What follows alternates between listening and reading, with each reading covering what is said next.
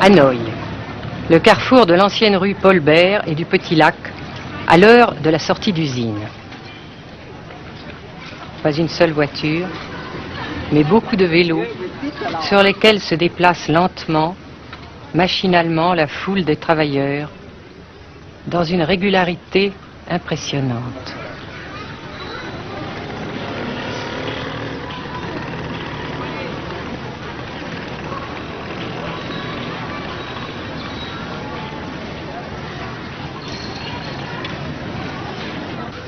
La sensation que ce pays est anormal ne nous a pas quittés au Nord-Vietnam.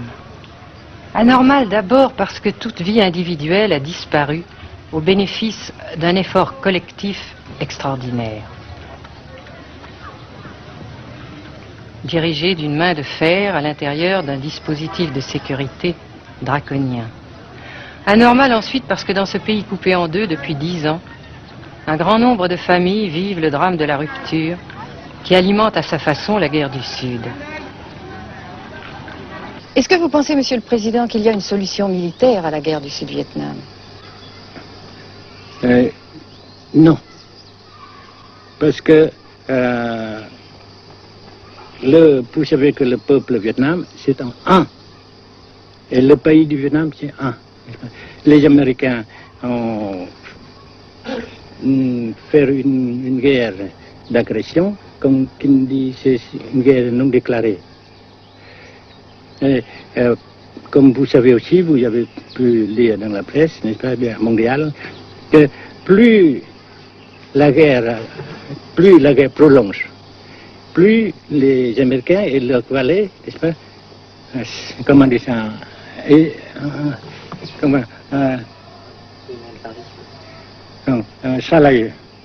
s'enliser, hein? Et plus ils supportent des échecs, comme vous savez récemment, n'est-ce pas? Par conséquent, la guerre ne peut pas durer éternellement. Et je suis très heureux que les politiciens haut placés français ont reconnu cela. Vous pensez que le général de Gaulle pourrait en quelque sorte, à un certain moment, arbitrer le conflit?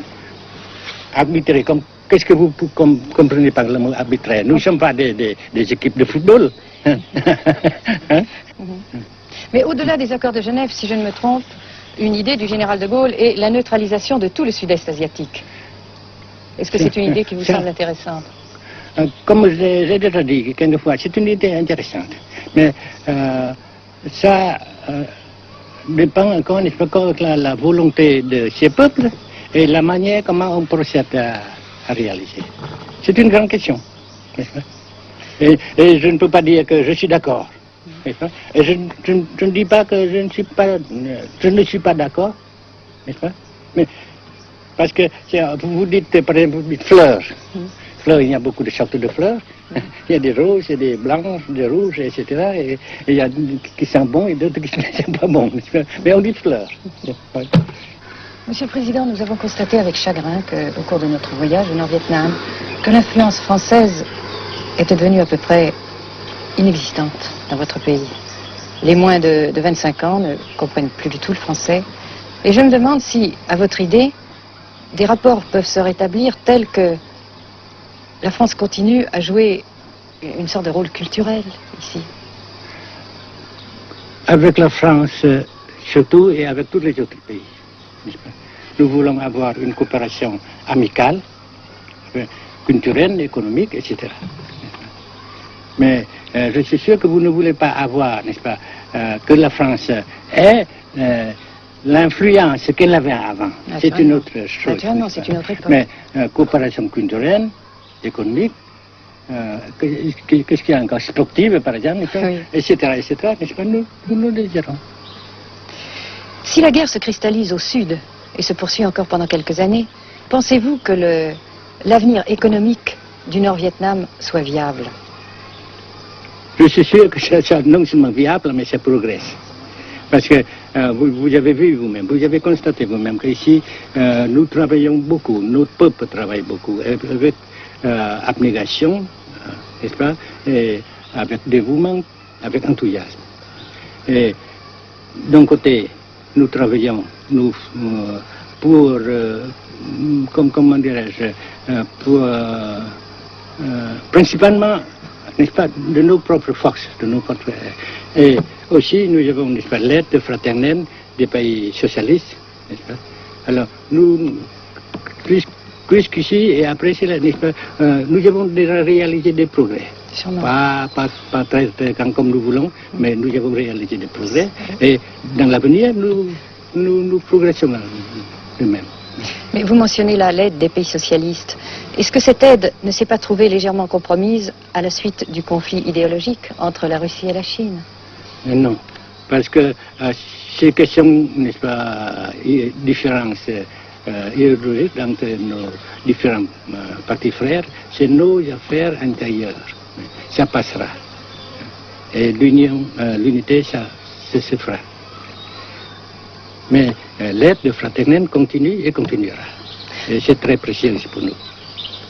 Mais certains ont l'impression chez nous, Monsieur le Président, que le Nord-Vietnam se trouve actuellement assez isolé, asphyxié même, et que politiquement, il pourra difficilement éviter de devenir une sorte de satellite de la Chine. Qu'est-ce qu'on peut répondre à cela? Jamais.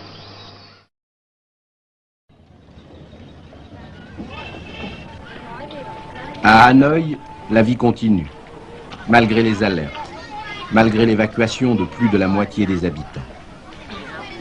Les petits magasins de la rue de la Soie sont pour la plupart fermés.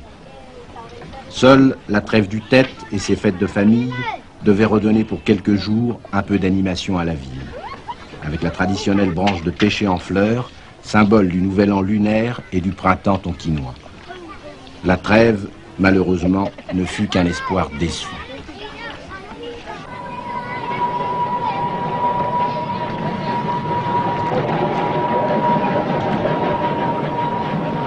Dans les rues, de grands panneaux de propagande donnent les informations de guerre, les statistiques officielles et quotidiennes des pertes américaines. Selon le gouvernement de la République démocratique du Vietnam, 1631 avions américains auraient été abattus au-dessus du Nord-Vietnam.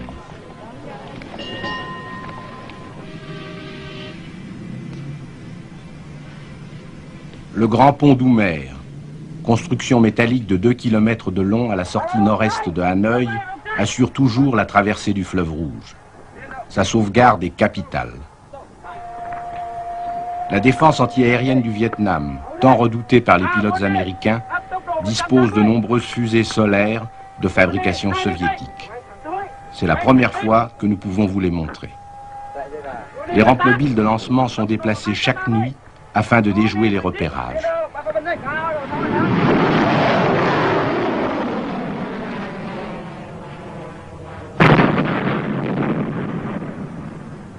Selon les milieux officiels de Hanoï, 54 avions de l'US Air Force auraient été abattus en 1966 par la seule défense antiaérienne de la capitale.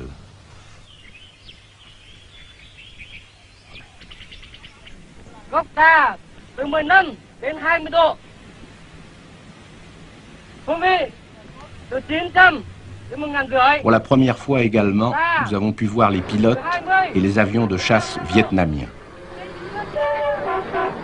Pour la plupart, leur formation a été assurée en URSS.